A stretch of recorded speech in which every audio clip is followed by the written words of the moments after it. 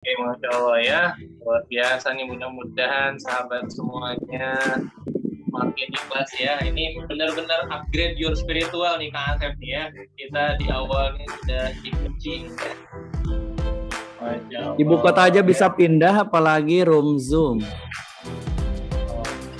Alhamdulillah ya. Oke, baik Bapak Ibu, sambil menunggu sahabat-sahabat kita alhamdulillah sudah 175. Mudah-mudahan ini perpindahan kita ke tempat ini mudah-mudahan menjadi pahala untuk kita semuanya. Amin.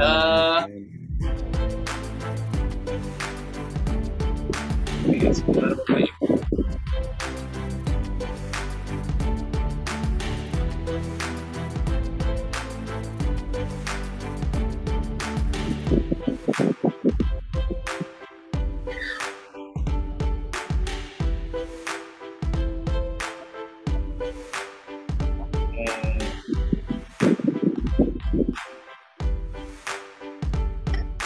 Dari Cinta Quran ada Kang Burhan, boleh dibuka mic-nya.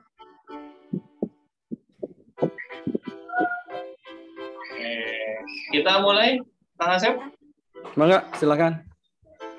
Oke, baik Bapak Ibu yang dirahmati Allah Subhanahu wa taala, bismillahirrahmanirrahim. Kita mulai kegiatan kita pada kesempatan kali ini. Namun sebelum kita mulai, ada beberapa hal yang perlu kami sampaikan supaya apa yang kita dapatkan pada malam hari ini, ilmu yang kita dapatkan pada malam hari ini bisa bermanfaat untuk kita semuanya.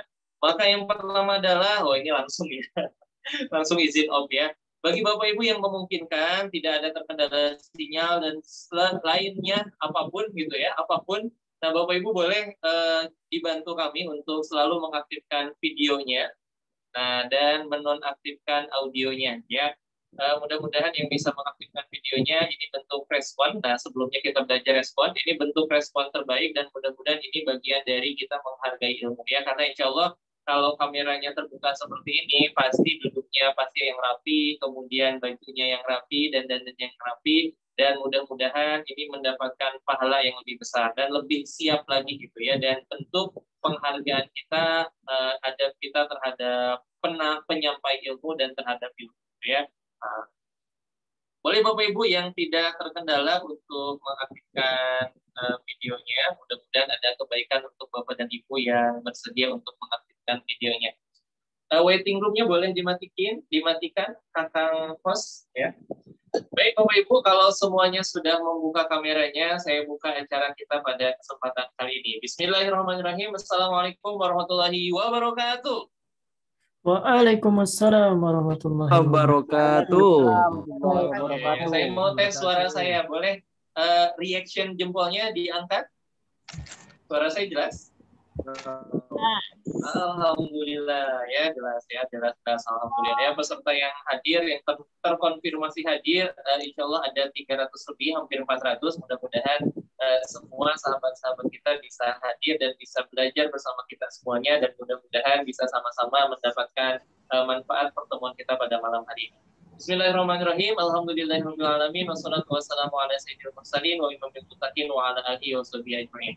Alhamdulillah, bersyukur kita pada Allah Subhanahu wa taala karena pada kesempatan malam hari ini atas izin Allah Subhanahu wa taala kita bisa hadir di ruang Zoom walaupun secara virtual. Mudah-mudahan Allah Subhanahu wa taala tetap memberikan pahala yang sempurna di majelis ilmu ini, dan mudah-mudahan tetap memberikan keberkahan terkhusus untuk Bapak dan Ibu yang sudah bersusah payah mengorbankan waktunya, mengorbankan kesempatannya, dan juga mengorbankan kuotanya untuk hadir di tempat ini. Mudah-mudahan Allah ganti dengan pahala yang berlipat ganda, dan mudah-mudahan Allah Subhanahu wa taala memberikan anugerah ilmu untuk Bapak dan Ibu semuanya.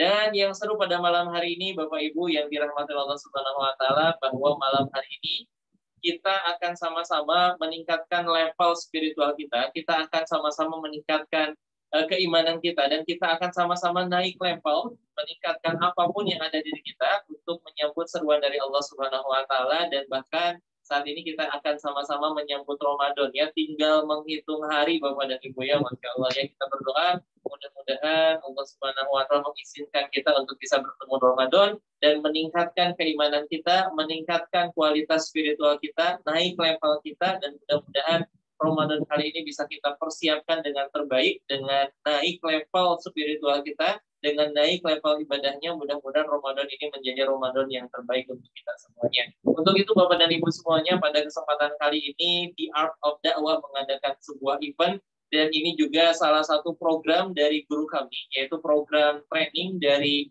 Kang Asep Supriyatna, yaitu Upgrade Your Spiritual Level.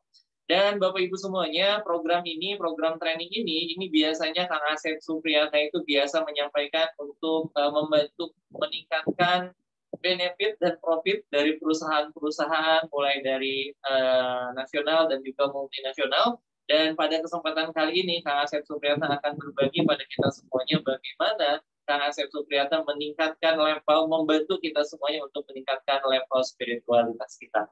Oke, Bapak dan Ibu yang dirahmati Allah Subhanahu wa Ta'ala, bagaimana kabarnya hari ini? Saya sapa dulu ya. Alhamdulillah baik. Yang baik, yang makin bahagia hidupnya, yang siap menghadapi Ramadan, boleh reaction jempol, ditambah jempol aslinya yang ada kameranya. Boleh? Wah, Masya Allah ya. Luar biasa ya. Baik, mudah-mudahan semakin terbaik, semakin bahagia dan untuk Bapak dan Ibu semuanya. Ya, nah untuk mengawali kegiatan kita pada malam hari ini, mudah-mudahan Allah berikan kita semuanya keberkahan malam hari ini, dan mudah-mudahan kita bisa benar-benar meningkatkan level spiritualitas kita sehingga keimanan kita naik, kualitas ibadah kita naik, dan juga hidup kita bisa lebih berkualitas dari yang sebelumnya. Ya, kita buka dengan sama-sama membaca lafaz basmalah. Bismillahirrahmanirrahim. Nah, baik Bapak dan Ibu yang dirahmati Allah Subhanahu wa Ta'ala, pada kesempatan kali ini momen yang spesial sekali. Kita akan sama-sama belajar bagaimana meningkatkan level spiritualitas kita ya. Sebelum kita semuanya mendengarkan dari beberapa narasumber, saya mau sapa dulu guru kita, founder The Art of Dakwah, Kang Asep Supriyatna. Assalamualaikum Kang Asep. Tes suara dulu nih, Kang Asep baru. Oh ya, luar biasa Bapak Ibu ya, suaranya merdu sekali Kang Asep ya. Sudah terdengar suara Kang Asep? Oh belum ya, belum ya. Memang belum ya, tenang-tenang ya. Ini jadi bukan kualitas jaringan Anda ya. Oke, Kang Asep boleh disenggol, Kang Lipi boleh dicolek Kang Asepnya. Dan juga sudah bergabung di tengah-tengah kita juga ada Mas Ari Untung gitu ya. Yang nggak pernah rugi pokoknya ya. Nggak pernah rugi Bapak Ibu ya, kita kalau dengerin Mas Ari Untung ini ya, insya Allah ya, akan banyak manfaat, akan banyak benefitnya. Coba kita sapa dulu Mas Ari Untung. Assalamualaikum Mas Ari. Waalaikumsalam warahmatullahi wabarakatuh. Alhamdulillah. Ya. Bagaimana kabarnya Mas Ari? Alhamdulillah, mudah-mudahan semua juga sehat ya. Katanya kemarin baru ini ya, baru sembuh ya? Kemarin Suara sempat saya sakit ya? putus-putus. Suara saya putus-putus ya? Ya, alhamdulillah. Sedikit putus-putus kayaknya di sana, tapi ya ini udah mulai stabil sih. Alhamdulillah. Mas Ari katanya kemarin sempat sakit ya, baru sembuh juga ya? Ya, qadarullah, sakit. Baru selesai kena DBD gitu. Keluar langsung diserang buzzer. Sembuh langsung sehat. Luar biasa ya. Alhamdulillah, Ustaz Asep, Masya Allah. Terima kasih undangannya, ini diundang. Sama-sama, justru kita berterima kasih ya teman-teman ya. Kedatangan Mas Ari Untung mudah-mudahan menambah keberuntungan kita. Oh. Boleh diangkat. Ini lagi di pesawat apa Mas Ari? Mas Ari Untung. Bagaimana? Ini lagi di pesawat apa? Kayaknya lagi di pesawat, bukan? Enggak, lagi di rumah ini takut anak keburu masuk ke kamar. Oke, baik Kak Asep Supriyatna, sudah siap memulai acara kita? Siap, insyaallah. Oke, baik Bapak dan Ibu yang dirahmati Allah Subhanahu wa Ta'ala, sahabat The Art of Dakwah, pada malam hari ini kita akan sama-sama mendengarkan bagaimana kita meningkatkan kualitas iman kita, bagaimana kita meningkatkan kualitas ibadah kita, dan bagaimana yang penting adalah bagaimana kita meningkatkan kualitas spiritual kita, upgrade your spiritual level. Kepada Kang Asep Supriyatna, saya persilakan untuk memandu acara. Oh, memandu acara ya. Silakan Kang Asep. Oke, baik. Makasih Kang Amli. Bismillahirrahmanirrahim. Assalamualaikum warahmatullahi wabarakatuh. Waalaikumsalam warahmatullahi wabarakatuh. Apa kabarnya teman-teman semuanya? Sehat? Alhamdulillah. Luar biasa. Alhamdulillah, luar biasa. Allah. Ada yang sama ibunda tercinta, ada yang sama kolega, teman, anak gitu kan. Sampai ada yang sama Pak RT gitu kan ikut acara malam hari ini. Makasih banyak teman-teman sekalian. Mudah-mudahan nih guru-guru saya juga hadir di sini. Mas Ari, makasih sudah hadir. Mudah-mudahan ini menjadi kebaikan buat kita semuanya. Dan tentunya mudah-mudahan pertemuan kita memberikan efek terhadap kinerja kita. Bukan hanya kinerja dalam konteks kerjaan kita doang, tetapi bagaimana juga kinerja dalam konteks ibadah kita, prestasi kita, dan mudah-mudahan ini menjadi sumbangsi terbaik untuk dunia ya atas keberadaan kita. Baik teman-teman sekalian, sekali lagi selamat datang dan selamat bergabung. Tema kita upgrade your spiritual level. Mudah-mudahan ini menambah kekuatan kita menghadapi pandemi yang ya kita merasakan banget gitu kan, sudah setahun lebih kita berada di era pandemi, di masa pandemi, dan saya yakin teman-teman berbagai macam perasaan gitu kan, berbagai macam perasaan yang ada dalam benak kita. Boleh dong dituliskan satu kalimat, satu kata ketika teman-teman melalui masa pandemi yang sudah terjadi, yang sudah kita lalui selama 1 tahun ini. Satu kata aja. Silakan. Saya ingin tahu kira-kira apa yang ada di benak teman-teman ketika menjalani masa pandemi ini. Satu kata, bukan satu kalimat. Satu kata aja. Apa yang terbersit dan terbayang saat ini di benak teman-teman sekalian terkait dengan pandemi ini? Oh, bismillah. Oh, bukan ya. Adaptif. Masya Allah. Restart. Lagi. Rebahan. Siapa nih yang rebahannya? Amazing. Luar biasa, bersabar, lelah, letih, resah, ada yang gelisah, bibir pecah-pecah, struggle, oke baik, sepi Ustadz, gitu kan, oke kalau sepi saya suka gitu kan, itu jengkol maksudnya ya, sepi kan, oke rebahan, berkumpul, sedih, bersyukur, berbagai macam perasaan pasti teman-teman alami, teman-teman rasakan, teman-teman hari ini, ya apapun yang kita rasakan is okay, tapi mudah-mudahan kita bisa coba upgrade terus spiritual kita sehingga kita bisa menyongsong masa depan yang jauh lebih baik. Setuju ya? Oke, baik. Teman-teman sekalian yang dimuliakan oleh Allah, kita hari ini berada di masa yang disebut dengan the VUCA world. Ini menurut para peneliti ekonomi, VUCA world itu apa? Bahwa terjadi perubahan yang begitu bergejolak, volatility, bergejolak di mana-mana di bidang apapun, ditambah lagi dengan pandemi, betul nggak? Gejolak ini, gejolak itu, wah terasa perubahan yang, gitu kan? Tidak hanya itu, hari ini ternyata perubahan itu terjadi secara uncertain, nggak pasti, tiba-tiba aja, gitu kan? Dulu nggak kenal namanya ojek online, tiba-tiba muncul. Dulu nggak kenal namanya Zoom, tiba-tiba aja muncul, gitu. Tidak pasti, kemudian kompleks. Bahwasannya perubahan hari ini ternyata perubahan yang begitu berhubungan satu dengan yang lain yang gitu kan. Ternyata kompleks banget ya gitu kan. Dan yang terakhir A-nya adalah ambigu. Nggak jelas mau kemana, apa yang terjadi di depan kita nggak tahu. Tetapi itulah yang terjadi hari ini teman-teman sekalian. Perubahan di depan kita. Bahkan pandemi ini pun memberikan kepada kita satu pelajaran bahwa perubahan bisa terjadi kapan saja, di mana saja, dalam bentuk apa saja, betul nggak? Ya kan? Perubahan terjadi hari ini.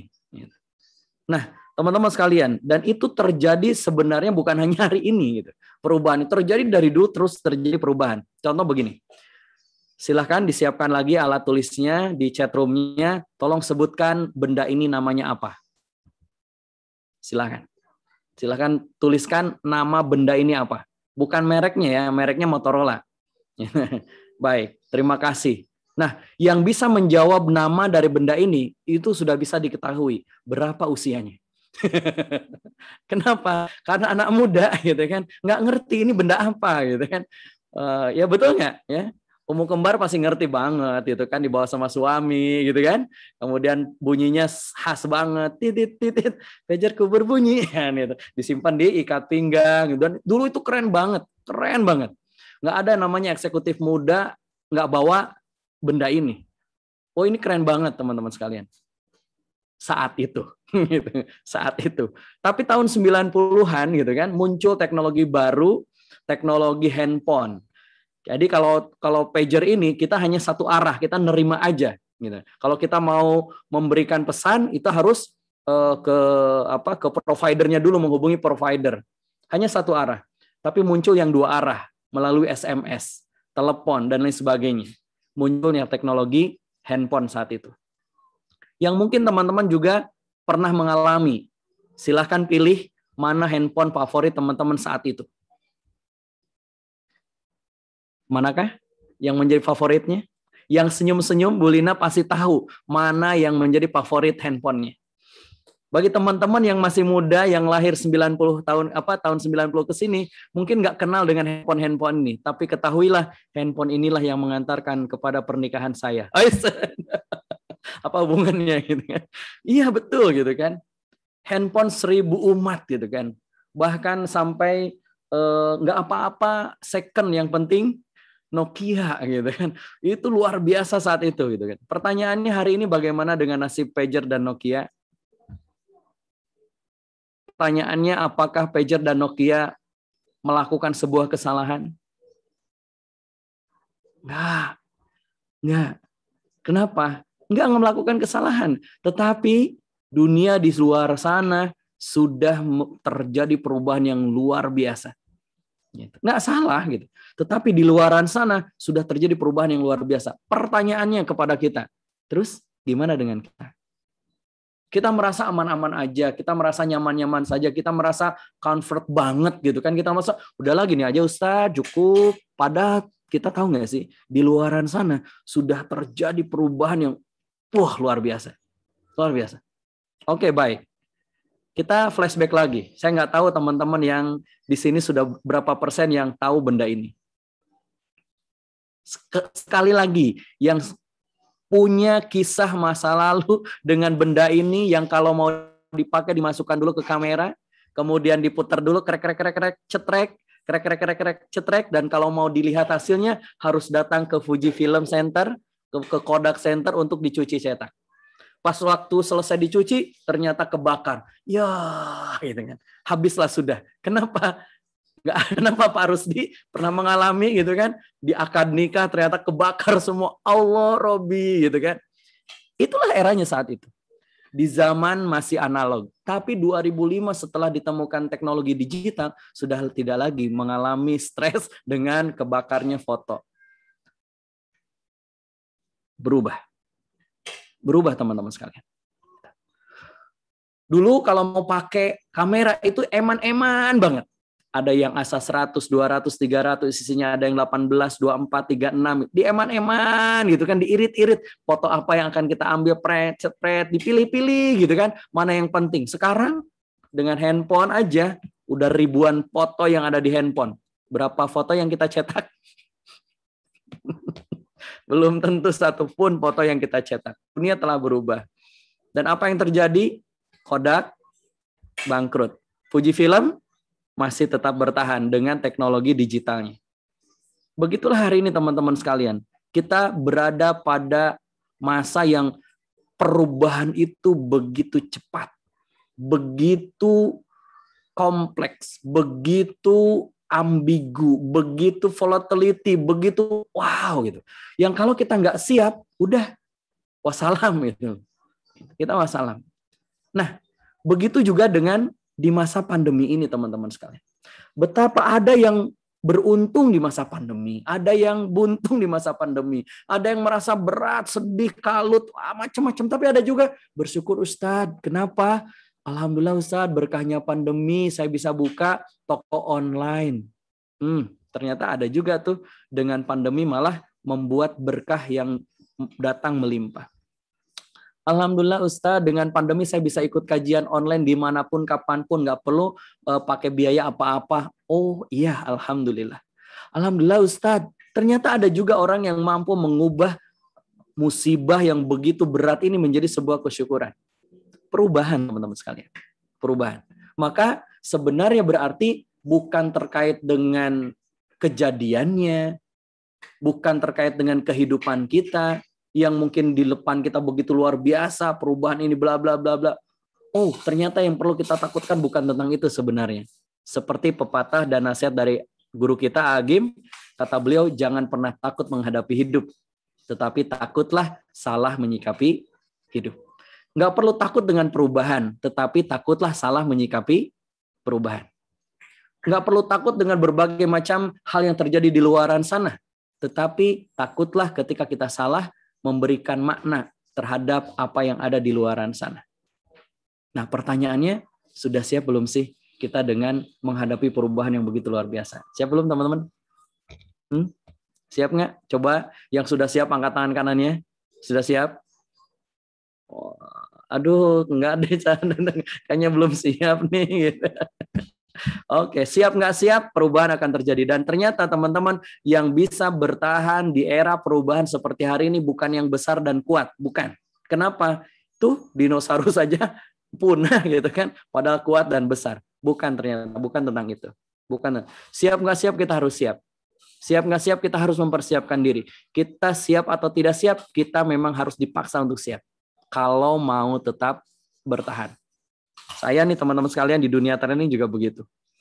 Januari 2020, training masih ada. Jadwal masih banyak. Tiba-tiba masa masuk PSBB, tiba-tiba semua jadwal-jadwal nggak boleh offline, semua jadwal-jadwal training itu off, hanya bisa tarik nafas dalam-dalam. Lalu kemudian ketemu dengan Agim di kajian online, hanya bilang begini, ya kita harus mantap. Apa itu makan tabungan. Oh iya. Selama ini kita betul, Allah berikan rezeki untuk kita bisa menabung agar kita bisa pakai. Terus kita nggak punya tabungan, ya udah manset. Apa itu makan aset. Oke, bisa jadi betul juga ya. Selama ini Allah beri kita rezeki, hari ini kita pakai. So, apa yang akan kita lakukan? Sudah siap nggak dengan perubahan ini, teman-teman sekalian? Oke, baik. Teman-teman yang dimuliakan oleh Allah, Kang Luki boleh dibantu cara menghapusnya gimana ya? Ada apa? Siap Ustaz, dihapuskan. Oh, terima kasih Kang Devi, Masya Allah. Inilah perubahannya. Saya belum bisa berubah, belum bisa move on. Ya, biarkanlah anak muda yang move on. Makasih Kang Devi. Baik. Nah, kita tentu kalau dalam hidup bisnis misalkan. Ada di sini yang pebisnis, boleh angkat tangan yang pebisnis? Dagang, usaha, bisnis, wirausaha, online ataupun offline ada? Oke, 1, 2. Oke, terima kasih. Baik. Ketika kita bisnis, kita mengharapkan hasil yang bagus atau hasil yang biasa aja? Kalau bisnis, untungnya mau untungnya gede atau gede banget? Oh, gede banget. Oke, baik. Kalau kita jadi karyawan, nih teman-teman yang eksekutif, baik itu di perusahaan swasta maupun di BUMN ataupun menjadi ASN, teman-teman kira-kira ingin mendapatkan hasil yang keren atau biasa aja sih dari hasil kerja kita? Oke, keren banget ya, gede banget. Baik, nanti kalau yang mau untung terus ya nanti tinggal disisipkan nama Mas Ari Untung di bisnis kita. Oh, insya Allah untung terus gitu kan? Ya, baik. Nah, kita selalu pasti pingin yang namanya result kita itu gede banget. Result kita itu keren banget. Kalau bisnis pingin keuntungannya gede. Kalau kita kerja pingin gajinya besar. Kalau kita kuliah pingin nilainya besar. Kalau kita sekolah pingin rankingnya gede, nilainya gede maksudnya, rankingnya mah kecil kan itu. Kita pingin gitu kan sesuatu itu besar yang kita dapatkan. Termasuk ketika kita berdakwah pingin diterima banyak orang, pingin kemudian efeknya besar, pingin ketika kita menikah pun punya efek yang besar terhadap keluarga, punya sesuatu yang kita bisa berikan kepada orang tua dan lain sebagainya. Setiap kita pasti mengharapkan hasil yang luar biasa. Dan tahukah teman-teman sekalian, kira-kira apa sih yang menentukan hasil kita keren? Ada yang tahu nggak? Apa sih? Boleh dong di-share. Kira-kira apa sih yang menentukan hasil kita keren? Kok bagus ya, ada yang gajinya gede, ada yang ininya gede, ada yang bahagia, ada yang ini sukses, sebagainya. Oke, ikhtiar, makasih. Kualitas, sip, mantap. Apalagi? Takdir Pak, nggak usah bahas takdir kalau urusan ini ya. Nanti itu ada bagiannya ya. Ikhtiar dan doa, ridho Allah, mantap, makasih. Belajar, proses, usaha, orang tua seneng, bahagia. Oke, makasih. Networking, keren, mantap. Apalagi sih? Pemikirannya, value-nya, belajar. Oke, good. Baik, makasih. Saya rangkum menjadi 2 kata kunci. Apa yang membuat seseorang itu mendapatkan keberhasilan, diberikan keberhasilan oleh Allah? Ternyata 2 hal. Yang pertama, strateginya. Ya, jadi strategi. Maka hari ini teman-teman berarti harus memikirkan strategi baru, strategi yang update, strategi yang lebih baik dari sebelumnya. Betul nggak? Termasuk di dalamnya itu kan berarti ikhtiarnya, cara-caranya, kapasitasnya, semuanya berkaitan dengan strategi yang harus kita lakukan.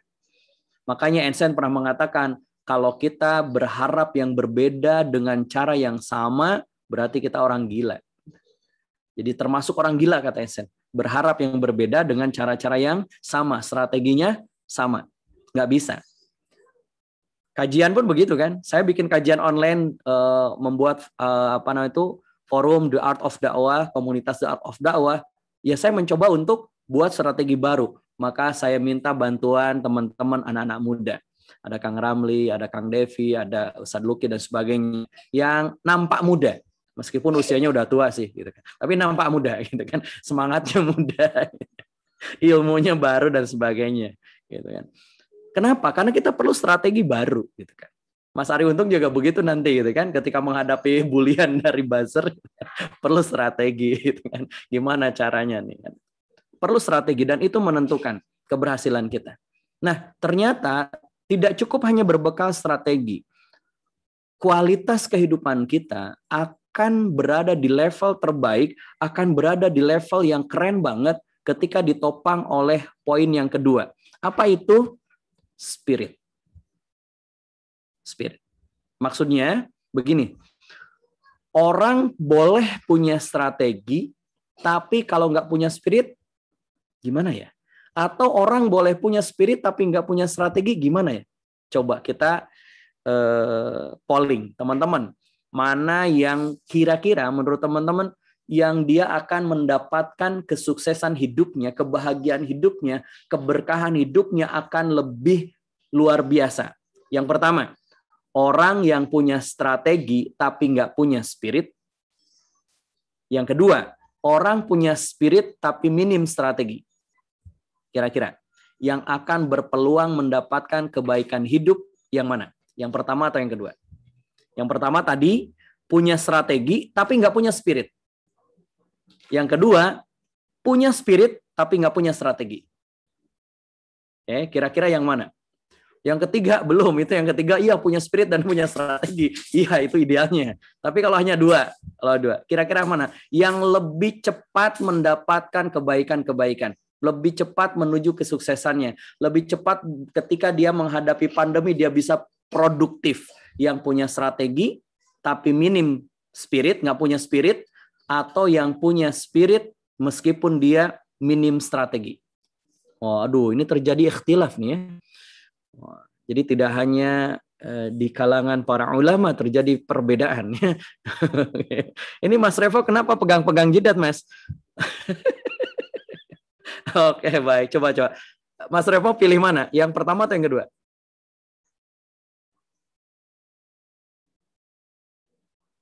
Ini nama aslinya Revo atau apa? Kang Luki boleh dibantu Kang Devi dibuka audionya sama ditutup annotation-nya. Masih ada annotation. Silahkan Kang. Ini nama aslinya Revo atau Revo. merek motor? Nama asli Revo, Ustaz. Oh, Masya Allah. Keren. Baik, pilih mana Mas Revo? Yang punya strategi tapi nggak punya spirit, atau yang punya spirit tapi nggak punya strategi? Yang berpeluang lebih cepat. Yang punya menghadapi spirit, perubahan. Ustaz. Yang punya Kenapa? spirit. Kenapa? Karena kalau yang punya spirit itu dia punya semangat untuk berstrategi. Nah, kalau yang punya strategi dia sudah malas lah dari awal. Oke, baik. Jadi punya rencana tapi tanpa action itu ya.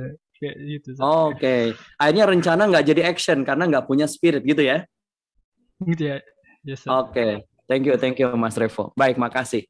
Betul teman-teman sekalian. Jadi yang akan mendapatkan kebaikan hidup lebih cepat, lebih besar, dia akan lebih produktif dalam hidupnya ketika dia punya spirit meskipun minim strategi dibandingkan dengan orang yang punya strategi tetapi minim spirit.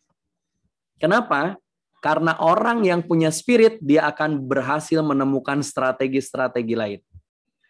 Gitu. Dia akan mencari strategi ketika dia punya spirit. Spirit itu semangat kita, passion kita ketika melakukan sesuatu.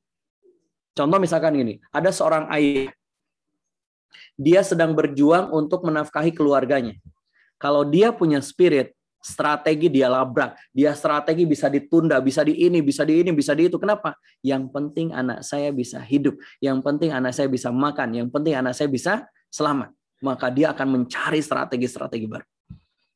Nggak perlu pakai pelatihan bagaimana berjualan es cincau biar berhasil.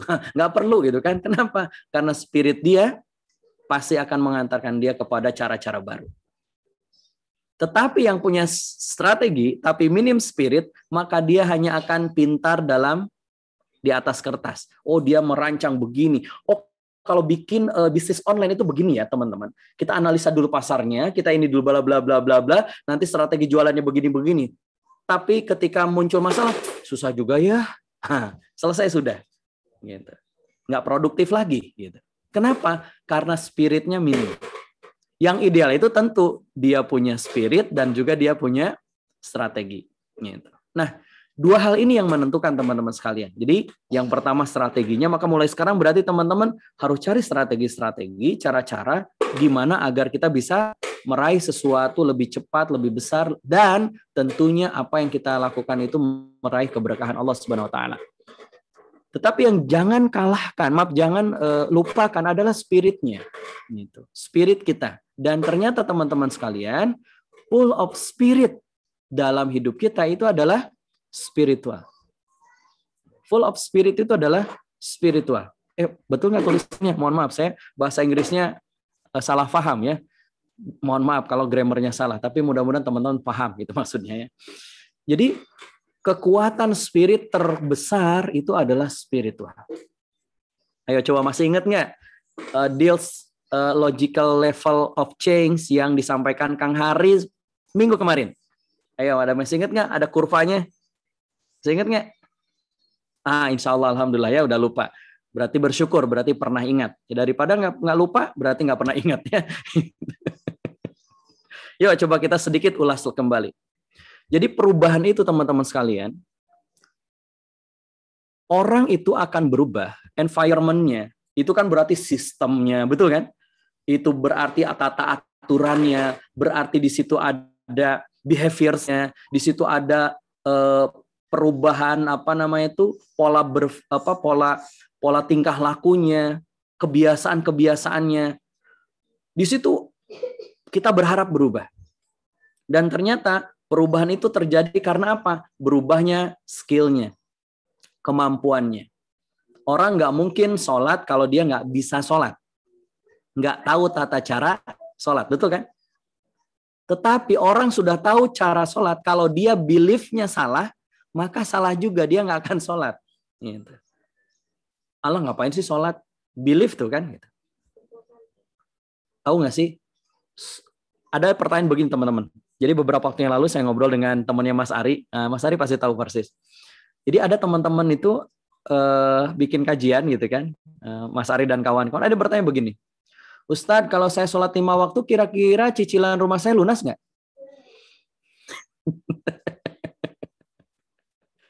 Coba, itu kan berkaitan dengan belief teman-teman sekalian. Dia tahu cara sholatnya, tahu gitu loh. Tahu cara sholatnya. Tapi ketika cara sholatnya tidak dibarengi dengan belief-nya tentang sholat, ya nggak akan terjadi perubahan behavior dia tentang sholat. Nggak mungkin terjadi perubahan di masyarakat tentang sholat. Sama dalam diri kita juga begitu. Kita mau produktif nih, kita mau kerja yang lebih berprestasi, baik itu bisnis kita, jualan kita, karir kita, tapi kita lupa belief kita bermasalah. Misalkan belief itu apa? Misalkan, saya kan orang desa Kang Asep, kayaknya nggak bisa deh. Nah, gitu. Saya kan udah tua Kang Asep, nggak bisa deh, kayaknya kayak anak muda. Kayak gitu, itu kan belief. Aduh, Sada Asep kayaknya enggak deh, gitu kan. Saya kan pendek. Terus kalau yang berhasil itu yang jangkung Kang Asep. Nanti yang jangkung juga begitu. Kang Asep yang jangkung itu, Kang Asep tahu nggak? Kalau masuk rumah harus jongkok-jongkok gini, Ustaz. Kenapa? Kejedut, Ustaz. Nggak bisa berhasil. Apakah berhasil itu ditentukan oleh pendek dan jangkungnya? Kan enggak. Kang Asep, aduh saya tuh gemuk Kang Asep. Yang bisa berhasil itu tuh yang langsing. Nanya sama yang langsing. Aduh Kang Asep, ini lihat coba. Tinggal tulang Kang Asep. Gitu kan. Semuanya jadi masalah. Itu kan belief. Gitu. Nggak bisa berhasil. Nggak mungkin dia produktif. Kenapa? Karena dia masih bermasalah di belief. Meskipun bisa jadi dia punya skill. Oh, saya bisa begini, saya bisa begitu, saya bisa begini, bisa begitu. Itu kan skill itu berkaitan dengan strategi. Strategi teknis. Betul nggak? Nah, misalkan kemarin Pak Rusdi ya. Pak Rusdi, betapa banyak sih teman-teman Pak Rusdi itu yang pinter gitu kan. Dia bisa begini, dia bisa begitu, dan sebagainya. Tapi ketika masuk kerja, kok nggak disiplin ya? Itu kan belief. Gitu kan. Kenapa behaviornya tidak berubah? Padahal skillnya sudah mantap karena beliefnya. Lah ngapain tepat waktu, telat juga tetap digaji. Betul kan? Itu kan belief gitu kan. Bahwa ngapain tepat waktu, telat juga tetap digaji. Kalau bisa bayar ngapain gratis? Ya kan begitu kan gitu kan.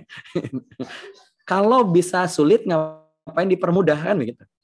Kenapa? Itu kan belief, teman-teman. Sama seperti menghadapi pandemi. Aduh Kang Asep susah deh online training itu. Ustaz, bikin kajian itu susah deh. Kalau bikin materi itu susah deh. Kang Asep tahu nggak? Kalau saya ngomong di depan umum ya, baru pegang mic aja udah gemeteran Kang. Itu kan belief teman-teman. Makanya bagi teman-teman yang masih sering grogi ngomong nih, nanti ikutin kelasnya Kang Ramli. Ada The Art of Dakwah, privat kelasnya. Ya, sama Kang Ramli nanti. Sama saya juga gitu. Saya nemenin Kang Ramli. Kan begitu. Belief-nya. Belief itu akan terjadi perubahan ketika value-nya berubah. Nilai-nilai dalam dirinya berubah. Bahwasannya jujur itu baik, jujur itu keren, jujur itu perintah Allah, jujur itu begini dan begitu. Maka value itu akan merubah belief dia. Dan value itu akan hadir karena dia punya identity. Saya seorang Muslim. Maka saya harus memberi contoh kepada orang lain bagaimana ketika bekerja saya jujur, ketika bekerja saya produktif, ketika kita bekerja saya profesional. Itu identity, bahwa saya seorang Muslim, saya seorang hamba Allah, saya seorang bla bla bla bla, bahwa yes, saya umat terbaik. Itu kan identity, betul nggak? Dan identity itu nggak mungkin muncul tanpa spirituality. Artinya apa? Berarti kalau kita mau merubah environment, kita mau merubah behavior, kita mau merubah skill, kita mau merubah belief seseorang, value seseorang, identity seseorang, maka rubah dulu spirituality seseorang. Termasuk diri kita. Nggak mungkin kita produktif dan membawa keberkahan. Produktif aja bisa sih. Tapi nggak mungkin membawa keberkahan produktifnya kalau kita lupa dengan nilai paling atas, spirituality. Dan mohon maaf teman-teman sekalian, orang kafir aja ngerti. Ngerti. Orang kafir aja mengakui. Bahkan orang ateis aja mengakui. Cuma dengan versi yang berbeda. Nih saya contohkan. Jadi ada seorang peneliti, beliau mengatakan bahwa ketika kita menghubungkan diri kita dengan Tuhan, dengan Allah maksudnya gitu kan, maka kata dia akan ada rasa nyaman, tenang, sehingga muncul namanya eksplorasi dalam bekerja. Keren kan? Loh, masa kita kalah gitu loh? Masa kita kalah? Masa kita kalah dengan orang yang kadang nggak beriman gitu? Maka teman-teman disitulah Kenapa kita sebagai seorang muslim harus menunjukkan identiti kita sebagai seorang muslim, bahwasannya kita adalah muslim yang terbaik, yang memberikan prestasi yang terbaik, memberikan benefit yang terbaik, memberikan productivity yang terbaik. Dimanapun, kapanpun, dalam bidang apapun. Ibadahnya produktif, kerjanya produktif, bisnisnya produktif, semuanya produktif. Kecuali tidurnya, jangan terlalu produktif. Ya. Tidur dikurangin, gitu. Apalagi menjelang Ramadan. Maka itulah spiritual. Kalau dalam bahasa kita, dalam bahasa Islam, spiritual itu kan idroksillabillah. Ya. Bagaimana kesadaran kita, hubungan kita dengan Allah Subhanahu Wa Taala. Bagaimana keberadaan kita di hadapan Allah, kita sadar betul. Ketika kita bekerja, ketika kita berbisnis, ketika kita berjualan, ketika kita sekolah, ketika kita melakukan sesuatu, Allah sedang memandang kita, melihat kita. Siapa di antara hamba-hambaku, kata Allah, yang punya prestasi terbaiknya. Kan itu idroksillabillah. Dan kalau kita sudah punya kekuatan spiritual ini, gitu kan, nilai spiritual ini, nggak akan insecure. Ada kemarin tuh siapa yang materinya insecure, gitu kan? Tidak akan overthinking. Kenapa? Karena ketika kita punya sense of spirituality yang kuat, kita akan merasa nyaman, aman, dan tenang. Apapun yang terjadi. Kenapa? Karena itu adalah level spiritual terbaik kita. Nah, oleh karena itu teman-teman sekalian, sebelum kita kemana-mana, kita sapa dulu Mas Ari Untung. Coba kita bergabung dulu dengan Mas Ari Untung. Assalamualaikum Mas Ari. Waalaikumsalam warahmatullahi wabarakatuh. Oke, lagi enjoy dengerin Ustaz. Sengaja kita potong dulu ya. Baik, Mas Ari, kita sudah ngobrol nih sedikit dari saya tadi terkait dengan spirituality. Baik, di pikiran Mas Ari Untung menghadapi pandemi seperti hari ini, apa yang terlintas dan seperti apa sih menurut Mas Ari makna dari pandemi bagi Mas Ari dan keluarga, baik itu dari karirnya, bisnis dan sebagainya, Mas? Boleh disapa dulu mungkin audien kita di malam hari ini. Ya, bismillahirrahmanirrahim. Assalamualaikum warahmatullahi wabarakatuh untuk semuanya. Waalaikumsalam. Masya Allah, ini kelas yang luar biasa. Saya juga di sini sebenarnya juga ingin belajar juga nih sama Ustaz Asep ini. Dimana setiap ada kesempatan bertemu beliau pasti ada sesuatu yang bisa saya bawa, bisa saya catat. Luar biasa sekali ini. Terima kasih kesempatan jasa kelahir nih Ustaz. Yang diberikan kepada kita gitu. Masya Allah, ini ilmunya luar biasa. Tadi gimana Ustaz? Pendapat saya mengenai pandemi ya? Ya, maknanya apa sih dari pandemi ini terkait dengan perubahan tadi ya? Menurut saya begini, Ustaz. Jadi, sebenarnya sih menurut saya juga ya, jadi sesuatu yang kemudian katakanlah terjadi. Ada teman saya itu, dia memiliki bisnis travel umroh. Halal travel lah, salah satu terbesar di Indonesia. Beliau 90 miliar pendapatan selama setahun. Gitu, sebelum pandemi gitu. Bahkan di Desembernya aja 2019 dia bisa dapat 30 miliar gitu untuk perusahaan dia gitu ya. Karena dia memiliki trik bagaimana dia book ribuan tiket dan ribuan tiket pesawat dan tiket hotel sebelumnya gitu. Dan itu dia laksanakan sudah beberapa lama gitu ya. Dia untuk add di Facebooknya aja miliaran gitu. Saya luar biasa, berarti memang udah dapat lah sense ke konsumennya udah dapat. Pola tersebut dia lakukan terus, kemudian strategiknya itu di akhir tahun seperti apa, mulai tahun berikutnya seperti apa, dia polanya udah disiapkan. Di teman saya yang lain juga memiliki hal yang sama, sukses dalam bidangnya, dan setiap akhir dan awal tahun ada pola-pola yang disiapkan untuk menghadapi menyongsong di tahun berikutnya. Misalnya kan ada anggaran baru, segala macam begitu, strategi baru. Di perusahaan saya pun begitu, kebetulan Ustaz. Nah, ternyata ketika ada pandemi, Februari atau Maret, maka semua pola-pola yang disusun sama manusia itu semua end. Semua pola-pola yang dipikir bisa untuk mengalahkan semua pola-pola manusia itu semuanya selesai. Jadi saya di situ melihat bahwa bagaimana Allah ini ibaratnya gini, menurut saya kita diminta untuk sholat tepat waktu, lagi sibuk-sibuk kerja, lagi enak-enak ngelakuin yang asik-asik, yang lagi lagi seneng segala macam, plek azan. Berhenti semuanya. Berhenti semua harus sholat gitu. Ada yang berhenti, ada yang enggak gitu. Tapi kalau secara disiplin dari Allah ngajarin kita kan azan berhenti semua gitu kan. Kenapa? Saya pikir ini sebuah pelajaran. Kita kadang-kadang lagi asik kerja, lagi asik ngapain, lagi sibuk-sibuknya, mati. Itu jadi Allah yang punya pola, kita cuma ikhtiar menurut saya gitu. Semua sama seperti ini. Semua teman-teman saya yang berbisnis lagi bagus-bagusnya, apalagi mungkin di tempat-tempat yang paling kena dampak itu, lagi bagus-bagus bisnisnya, lagi naik-naiknya, tiba-tiba dead.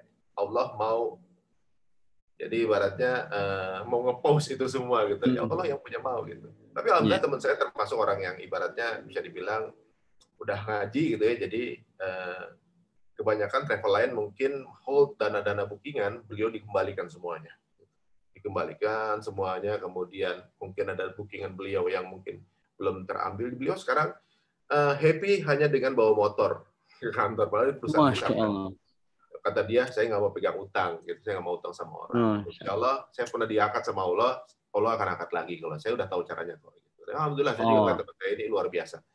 Nah, hal seperti ini mungkin visi ini nggak sama seperti orang-orang. Ustaz, misalnya gini, banyak sekali perusahaan-perusahaan lain yang mungkin bukan berbasis pemahaman syariah ya, banyak yang berbasis riba. Ini adalah masa-masa di mana sakitnya minta ampun, Ustaz. Karena nggak bisa, revenue tuh nggak bisa gitu, kenaikan bisnis gitu. Keuntungan nggak bisa diambil, tapi hutang berbunga terus kan gitu. Coba kita bayangin yang punya hotel sekarang ini. Bagaimana kalau AC-nya nggak dinyalain, itu semua kamarnya jamuran. Bagaimana kalau pompa basement nggak dinyalain, maka basement itu akan jadi kolam renang karena di bawah permukaan mata air. Bayangin yang punya mall, punya hotel, ini lagi ruginya minta ampun. Harus nyala itu listrik atau gedung itu akan tidak berfungsi sama sekali. Dan itu ada expenses yang bukannya 1-2 juta, ada itu puluhan juta, ada sampai ratusan gitu. Dan tanpa pemasukan, bayangin udah setahun. Salah satu pertunjukan terbesar di Jakarta itu sampai ratusan miliar rugi gitu. Dan saya ngerasanya gini, terus kita harus bagaimana gitu ngarepin itu kan? Kayak juga di beberapa di bisnis saya juga ada yang impact juga gitu. Saya ngerasanya bahwa ya suka-sukanya Allah aja. Kita ini cuma numpang, Allah punya ketentuan kapan aja gitu kan. Kadang kita suka fokus ke maunya kita ya Mas ya. Iya, kita terlalu fokus sama maunya kita, kira kita Allah lagi ngambil, terus kita komplain gitu. Ibaratnya kayak saya punya piara monyet saya kasih makan setiap hari gitu, happy dia. Saya kasih makan nasi awalnya, saya kasih makan nasi, berikutnya besok saya kasih daging gitu kan. Saya kasih daging, besoknya saya kasih apel gitu kan, seneng dia. Besoknya saya kasih apelnya 2, seneng dia. Besoknya saya kasih cuma nasi lagi, marah. Padahal udah saya kasih makan setiap hari, bukan ada terima kasih. Kayak gitu. Jadi menurut saya sih Allah sebenarnya sudah mendidik sih, sedang mendidik kita juga, dan juga sudah banyak sekali pelajaran dalam sirah bahwa kita ini umat-umat terpilih gitu, umat-umat yang nggak depend on keadaan. Dari semua kejadian ini Allah akan melihat siapa di antara kita yang justru malah berdiri untuk menjadi solusi sesamanya, siapa yang malah berdiri untuk mencari jalan keluar terbaik yang tetap berikhtiar gitu, nggak jalan keadaan. Insya Allah mudah-mudahan ya umat-umat muslim ini umat terpilih ya, alhamdulillah. Amin. Justru dengan adanya pandemi, perekonomian syariah ini naik beberapa persen, Ustaz. Ini luar biasa sekali. Jadi sekarang segala perbisnisan ini lagi melonjak pasar syariah karena terlihat bahwa impact-nya nggak terlalu besar dan bahkan tetap stabil gitu. Kita melihat bagaimana justru contohnya salah satu IP yang saya buat animasi aja di launch sama salah satu channel besar untuk ngambil pasar syariah. Jadi ibaratnya semua syariah lagi sebutin aja tuh apa produknya. Apa? Adalah Riko ya. Jadi ibaratnya gini, pasar syariah ini bahkan lagi dibidik sama pemain-pemain non muslim. Jadi ibaratnya kita ini kita dalam bisa dibilang ini hampir 2 miliar warga muslim seluruh dunia. Kita ini mayoritas, 13,7% dari umat muslim di dunia tinggal di Indonesia. Dan kita tinggal di tengah pasar. Yang jadi masalah, kita cuma jadi pembeli, bukan pemain. Atau juga bukan pemain. Ayo ini momen ini buat kita sebenarnya sih. Justru saya lihat ini momen sih sebenarnya. Jadi ibaratnya kalau kita main game, gamenya makin susah, makin seru. Menurut saya challenge Allah kasih, ayo siapa yang bisa main? Nah, kita nih mestinya. Baik. Oke, baik. Mas Ari, tadi keren banget ya. Memang tadi betul ya, bahwa kita sering fokus kepada maunya kita. Padahal kita lupa Allah punya mau gitu kan. Iya. Gitu kan. Semua ini kan titipan dari Allah. Baik. Nah, kira-kira Mas Ari, bagi Mas Ari nih melihat pandemi, perjuangan dan sebagainya ini, apa yang harus dilakukan nih oleh kita untuk mengambil tadi ya kesempatan, kreatif dan sebagainya? Apa yang bisa kita lakukan Mas Ari sebagai seorang Muslim nih menghadapi kondisi yang begini luar biasa? Kalau kita ya pasti tetap nggak tiba-tiba yang tadinya kita dalam mencari nafkah itu halal, kemudian pada saat ada pandemi ya nggak ada lagi yang lain, ya haram aja deh gitu, jangan sampai gitu. Kalau kita ngelihat justru sebenarnya sih kalau pandemi seperti sekarang ini semua orang dalam kesulitan. Menurut kita bisnis atau juga mungkin peluang-peluang justru terbuka sekali untuk mereka yang justru menawarkan sebuah solusi. Ya, solusi tersebut mungkin bisa menjadi sebuah yang bisa menjadi rezeki kita gitu. Maksudnya solusi itu gimana gitu. Jadi pada saat adanya kesulitan, di situ justru sebenarnya momen kita untuk melihat di manakah kita bisa mencari peluang itu menjadi sebuah solusi, dan awalnya kita ikhtiarkan sebagai solusi untuk sesama atau juga mungkin ikhtiar mencari membantu yang lain. Contoh salah satu bisnis yang naiknya sampai ratusan persen itu adalah salah satunya adalah contoh ini Zoom lah gitu. Zoom ini sebuah solusi komunikasi di masa pandemi sekarang ini. Siapa yang nyangka dulu misalnya ada Zoom ini sesuatu yang dipilih gitu. Semua nggak ada waktu ada ide seperti ini, nggak ada. Semuanya pasti nyangka event itu harus ketemu gitu, offline, kajian offline, meeting harus ketemu. Nggak ada yang lihat ini Zoom sebuah peluang contohnya. Ini kan sebenarnya sebuah solusi. Sekarang yang naik kan bisnis digital, kemudian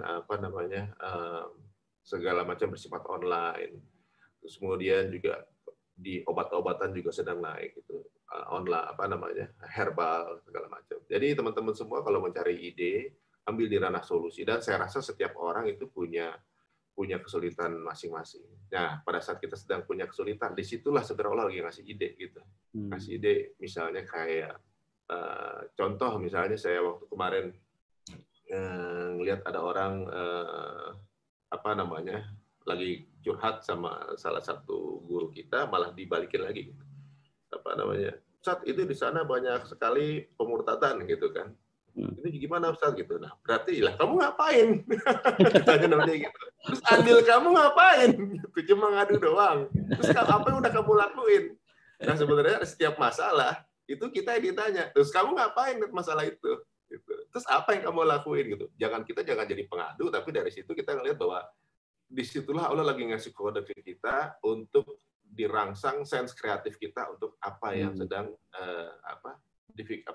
menjadi solusi. Contoh belum lama ini kami meluncurkan satu channel yang namanya Muslim Kids TV.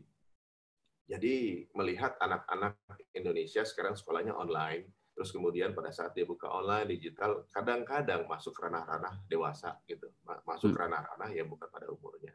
Kemudian anak-anak udah mulai ada kebosanan dalam belajar. Kemudian orang tua juga bingung bagaimana bekerja di rumah, anak sekolah segala macam, kemudian biar ada mereka nonton YouTube misalnya. Padahal kan kita nggak tahu nggak secure itu YouTube seperti apa secure atau enggak.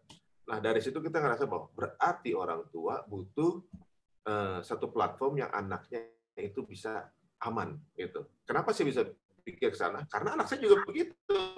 Istri sudah tiba-tiba dibuka sekolahnya, kemudian cari referensi di YouTube, keluar iklannya dewasa, tiba-tiba joget-joget segala macam. Nah dari situ saya lihat berarti saya butuh channel yang bisa mengamankan anak saya. Saya tanya sama partner saya, Wisnu, begitu juga. Ayo kalau gitu kita bikin channel. Jadi begitu cara berpikir kita pada saat kita menemukan kesulitan, kali aja itu kode dari Allah untuk kita cari peluang di sana gitu. Nggak semua, setiap orang pasti beda-beda gitu untuk menemukan kesulitan itu. Dan saya rasa benar sekali, tapi ya tadi yang Ustadz bilang tadi, spirit itu adalah salah satu atau semangat itu tuh, spirit itu salah satu yang bikin kita survive, yang bikin kita tetap bisa hidup gitu, bisa berkarya. Saya lihat dari ceritanya orang Jepang waktu dia mencari ikan salmon gitu. Ikan salmon itu adanya di pertemuan air asin dan air tawar gitu kan. Ketika dapat ikan salmon, dikumpulin sampai di pinggir banyak yang mati gitu. Banyak yang mati, kemudian harganya lebih murah dibanding masih hidup. Nah, mereka punya ide orang Jepang itu supaya ikan salmonnya tetap fresh dan masih hidup sampai di ujung. Jadi ketika mereka udah dapat ikan salmon tersebut, dikumpulkan di satu kolam, di kolam tersebut dimasukkan hiu kecil, anak hiu nih, yang kerjanya makan itu salmon. Jadi salmon itu terus gerak berarti ya? Ikan hiu itu gerak terus gitu, hidup. Yang mati cuma yang kemakan yang sial. Biasanya yang mati lebih banyak gitu. Tapi dengan lari itu mau menghindar hidup tuh salmon. Nah, di situ saya lihat bahwa benar ya. Semangat spirit untuk tetap survive itu bikin kita survive gitu. Kalau kita cuma duduk aja ya, kita bukan orang muslim yang ikut fight gitu. Kita cuma jadi penonton, cuma jadi konsumen, cuma duduk doang gitu. Padahal pasrah itu dalamnya ada ikhtiar ya Ustaz ya. Betul. Ya, paling Oke. Siap. Nih teman-teman nih ada kata kunci dari Mas Ari. Yang pertama tadi ya, fokus ke solusi, baru pasti akan melahirkan kreativitas, dan di solusi itulah yang sebenarnya productivity kita. Betul ya Mas Ari ya? Kita akan bisa produktif kalau kita fokus ke solusi. Jadi teman-teman kalau kerja, jadilah solusi bagi tempat antum bekerja. Gitu. Kalau teman-teman itu bisnis, berusaha gitu kan, wiraswasta, maka berikanlah solusi kepada pasar sehingga produk teman-teman akan dicari dan dibeli oleh orang. Ketika ada sulit, kode. Nih Mas Ari, kadang ketika kita punya kesulitan itu sulit juga gitu kan. Sudahlah sulit, ada kesulitan, sulit juga bahwa merasakan bahwa itu kode. Gimana nih tipsnya Mas Ari? Ya itu sih sebenarnya ya. Pada saat kita lagi sulit, kita juga sebenarnya lagi terima kode, tapi kita juga lagi sulit gitu. Ya sih sebenarnya Allah nggak akan ngasih kesulitan kalau Allah nggak tahu kita nggak bisa ngelewatinnya sih sebenarnya Ustaz. Udah dipilihkan kesulitan yang kita pasti insya Allah mampu ngelewatinnya. Cuma kadang-kadang menemukan cari solusi itu memang butuh ikhtiar sih Ustaz. Benar. Jadi memang setiap orang pasti memiliki kesulitan masing-masing. Jalan keluarnya tentunya juga bagaimana makin yakin dia akan ketemu solusi itu insya Allah makin dekat gitu. Kayak orang gali yang gali di bawah tanah tuh kadang-kadang udah mau sampai orang udah keburu capek gitu kan, nyerah duluan padahal dikit lagi tuh lubangnya udah kebuka gitu, tinggal tipis lagi. Kalau berhenti mungkin nggak ketemu, tapi ya kita tetap berikhtiar, insya Allah Allah akan kasih jalan. Mantap. Spirit survive. Oke, baik. Mas Ari nih, buat teman-teman juga nanti silakan teman-teman sekalian yang mau ngobrol-ngobrol bersama Mas Ari juga boleh ya Mas Ari ya. Mungkin minta tipsnya atau ya pengalaman Mas Ari. Lebih ke Ustadz lah yang punya ilmu banyak, saya kan cuma praktek aja. Enggak lah, kan pengalamannya lebih banyak antum, Mas. Oke, baik. Mas Ari nih, pertanyaan saya yang ketiga untuk Mas Ari. Dengan Mbak Venita, gimana nih mengatur kekompakan menghadapi pandemi sehingga bisa tadi ya mengubah sulit jadi kode, kemudian fokus dalam solusi, sampai kemudian tetap survive ke sana. Karena saya yakin tentu ya dengan kondisi hari ini ya di kalangan public figure juga pasti akan terasa nih ya benturannya, terasa banget pukulannya dalam masa pandemi ini. Gimana nih Mas Ari mengatur strategi dengan keluarga, dengan istri dan anak-anak? Sebenarnya begini Ustaz, qadarullah kan kita waktu sudah sedikit demi sedikit sudah mulai belajar, kita kan merubah pola merubah pola penghasilan kita, karena pendapatan kita merubah pola di sekitar tahun 2018 gitu. Misalnya kita syuting juga nggak semua kita ambil gitu, kita pilih-pilih gitu, jadi nggak semua diambil. Kemudian kita udah mencoba untuk, ini suara saya kecil katanya ya? sudah cukup bagus sih, tapi memang agak jauh gitu. Agak jauh ya, saya deketin lagi. Mm-mm. Nah, ini udah aman. Nah, lebih bagus. Oke. Jadi di tahun 2018 kan mulai dari kantor saya juga mulai berubah akad gitu. Kemudian apa yang saya syuting juga udah mulai agak sedikit dipilih-pilih juga, pekerjaan juga mulai ya nggak semuanya diambil. Kemudian udah mulai berubah dengan bisnis yang udah mulai lebih banyak lebih berbisnis dibanding syuting gitu ya. Kita mulai belajar dari awal, seperti halnya istri mulai belajar usaha clothing gitu ya. Kemudian saya mulai kalau yang kantor di produksional tetap jalan, tapi banyak hal-hal lain gitu kayak buka kopi segala macam saya belajar dari awal gitu. Belajar dari nol gitu. Kadang-kadang kita sampai ke Bandung untuk belajar gitu, mungkin ikutan kelas segala macam dari awal, cara berbisnis seperti apa, ikutan sama orang lain gitu, bukan nggak mesti nggak mesti sama public figure juga, ikutan kelas aja sama yang lain gitu. Memang belajar dari nol lagi. Alhamdulillah ditemukan jalan, kemudian ketemu lebih kemana akhirnya kita mencari penghasilan gitu. Insya Allah mudah-mudahan tetap halal dari 2018 sampai ya seterusnya gitu ya. Nah ketika di 2020 terjadi pandemi gitu ya, semua orang new normal, kita bersyukur gitu. Ternyata Allah sudah menormalkan kita di 2018 gitu. Kita udah disiapin sama Allah untuk seperti itu. Jadi pada saat orang-orang mungkin kok syutingnya udah nggak banyak sih gitu ya, kita lebih suka berbisnis sekarang gitu. Mungkin ya ini yang lagi disiapin sama Allah gitu jadi belakangan. Jadi pada saat lagi ada pandemi justru kita alhamdulillah kita merasa bahwa kita terus mencoba untuk justru mencari solusi untuk ya orang-orang dekat kita, tetangga kita gitu, karena alhamdulillah kita justru lagi sedang dalam keadaan ya cukup baik gitu. Nah sebenarnya sih pola new normal atau bukan new normal tergantung bagaimana kita memandang aja sih Ustaz gitu ya. Kadang-kadang kita jadi angka kemiskinan yang turun itu di Indonesia itu justru terasa itu justru yang tadinya bukan di angka kemiskinan Ustaz.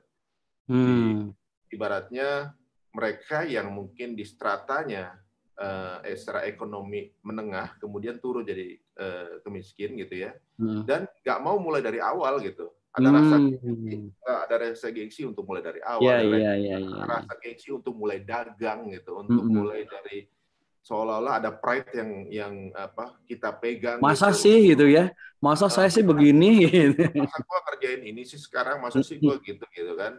Ya kalau kita nggak gini, siapa yang mau ngasih makan kita kan gitu? Nah, ada gini, sekitar kalau nggak salah 3.000 gitu ya, dari maskapai itu ada pemecatan gitu kan? Ada di Malaysia itu ada astronot yang udah mulai narik Gojek kayak Gojek gitu. Mereka mau ngelakuin itu ya, emang ini kan tools of survive jadi ibaratnya. Kalau sekarang banyak yang udah mulai dagang makanan gitu, pramugari, pilot gitu mulai dagang. Begitulah pilihannya. Kayak nggak mau berubah atau merasa bahwa belum menerima keadaan seperti ini, ya mungkin akan tetap di sana dan justru sakitnya itu terasa lebih ke image atau ke ego gitu. Iya. Yo kita turun bareng kok, semua ngerasain hal yang sama dan dari nol semuanya ya. Ayo dari nol gitu ibaratnya. Mungkin pada saat bisnis kita yang biasanya nggak bisa berjalan dikarenakan keadaan new normal seperti sekarang ini gitu kan. Apalagi kantor saya kan event itu kan ada kantor IO di kantor tuh. Iya. Kalau kita cuma ngelihat bahwa wah nggak bisa ada pertunjukan, udah mati ini kantor gitu. Iya. Kalau sekarang bisa survive aja sudah syukur gitu. Dan Allah itu udah ngasih rezeki sangat luar biasa banget kalau udah bisa survive gitu kan. Jangan sekarang bukan waktunya ngeruk profit yang banyak, tapi bisa survive aja udah termasuk orang yang hebat. Pada saat dikembalikan posisinya ke normal lagi, ngebut kita gitu. Nah, jadi cara menyikapinya jangan ngeluh-ngeluh terus, jangan malu untuk mulai dari bawah lagi, memulai sesuatu yang baru. Mungkin di satu satu titik rezeki agak ditutup, sebenarnya yang satu lagi sedang dibuka gitu, menurut saya gitu. Sip, mantap nih. Oke, baik teman-teman nih, boleh silahkan bagi yang mau nanya, mau berbagi, mau sharing juga monggo. Mau ngasih doa juga silahkan nih buat Mas Ari, mudah-mudahan senantiasa diberikan kebaikan. Udah follow belum akun Instagramnya Mas Ari? Sudah? Yang belum segera follow ya. Yang sudah follow segera unfollow ya. Oke, baik. Silahkan nih teman-teman yang mau nanya nih seputar tipsnya tadi nih. Mas Ari ternyata luar biasa ya belajar bikin kopi. Kalau saya belajar minta dibikinin kopi sekarang. Itu ya tetap Ustaz. Oh, tetap ya. Tetap. Tapi kan gara-gara Oke. kopi, saya dapat hidayah waktu itu. Oh gitu. Oh iya ya. Iya kan? Iya benar. Jadi kopi memegang sejarah di keluarga kita gitu. Bagi kita Oh, pantesan. Iya ya. Judulnya nanti bikin novel ya, Secangkir Kopi ya. Secangkir kopi. Baik, teman-teman silahkan kalau mau nanya, mau ngasih komentar atau apapun, monggo silahkan. Silahkan. Baik, nih dari Ibu Imanda Amalia, Mas Ari. Mas Ari kan punya tim ya di kantor gitu kan. Gimana nih Mas Ari untuk membangun great team gitu kan di kantor yang mungkin di masa pandemi itu nggak mudah juga nih dengan berbagai macam tantangannya. Gimana nih Mas Ari? Sekarang ini gini, di kantor saya yang event ini, itu semua banyak yang berupa fungsi. Jadi yang bagian-bagian lapangan itu berupa fungsi sekarang gitu. Jadi ada yang bergeser ke bagian merchandise, ada yang bergeser ke bagian konten gitu kan.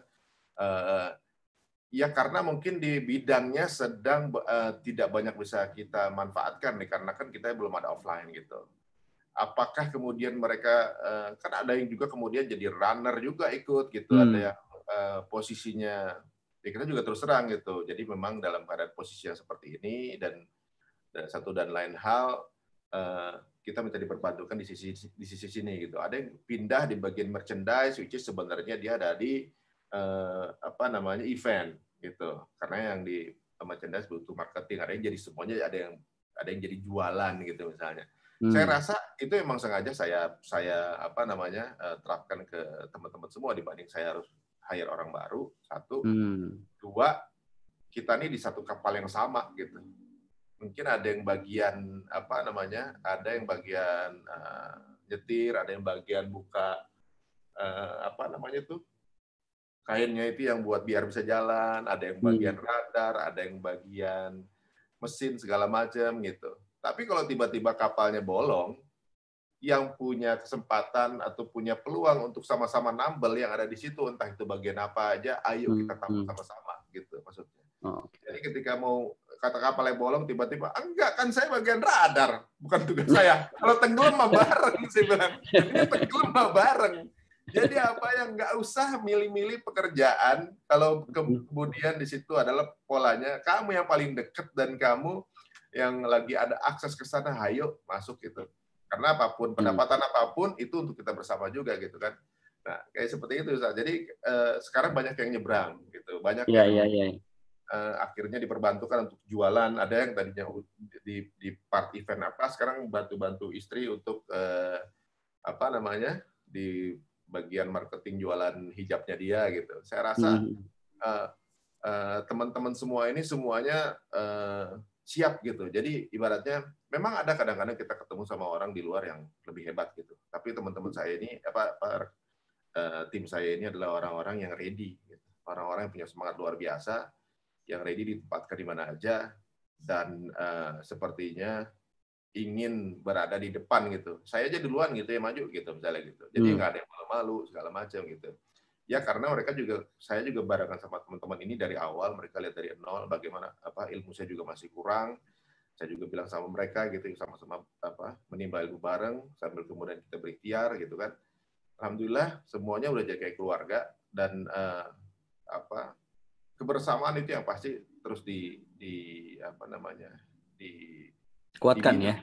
Ya, kita kadang sering kumpul karena buat ngapain aja, misalnya buat gathering segala macam, nggak ngapa-ngapain juga. Kalau kita nge-zoom gitu. Ada yang kebanjiran nggak kemarin hujan, misalnya gitu, kirimin apa gitu. Itu sebenarnya sentuhan-sentuhan yang insya Allah mudah-mudahan. Iya. Secara personal jadi kebangun ya ikatannya ya. Bukan hanya sebagai teman kerja, jadi udah. Betul. Kadang apalagi kalau dikirim tidak hanya martabak gitu kan, tapi dikirim misalkan ya mobil gitu, dikirim motor, itu jauh lebih tersentuh lagi. Baik, Mas Ari nih.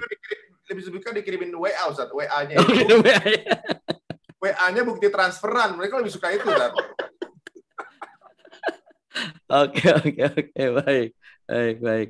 Masya Allah. Baik, Mas Ari, kan kita tentu ketika kita menghadapi problem, tadi misalkan ada yang bertanya, Mas Ari ini gimana caranya menemukan ide kreatif, bisnis apa ya baru lulus SMK, atau misalnya di daerah nih perlu ide kreatif apa ya yang bisa kita maksimalkan. Kira-kira apa yang bisa dilakukan nih, Mas Ari, bagi teman-teman seperti ini? Ya sebenarnya yang mirip-mirip seperti tadi Ustaz, ibaratnya kalau kita mau cari ide kreatif apa yang bisa dijalankan, yaitu yang sejauh mata memandang kita aja nih, apa yang ada di depan kita, kemudian dari situ apa yang kita bisa lakukan lebih, biasanya kan kayak gitu. Nggak mungkin kita misalnya melihat kejauhan padahal nggak dibutuhkan di daerahnya, misalnya kayak gitu. Nah ya pasti kalau kita ngerasa nggak punya sumber daya, nggak punya resource gitu ibaratnya, misalnya kayak contoh merasa nggak punya resource, nggak punya kemampuan, nggak punya sumber daya, kemudian mau ngapain saya nih gitu, kayak kita malu sama negara Singapura gitu.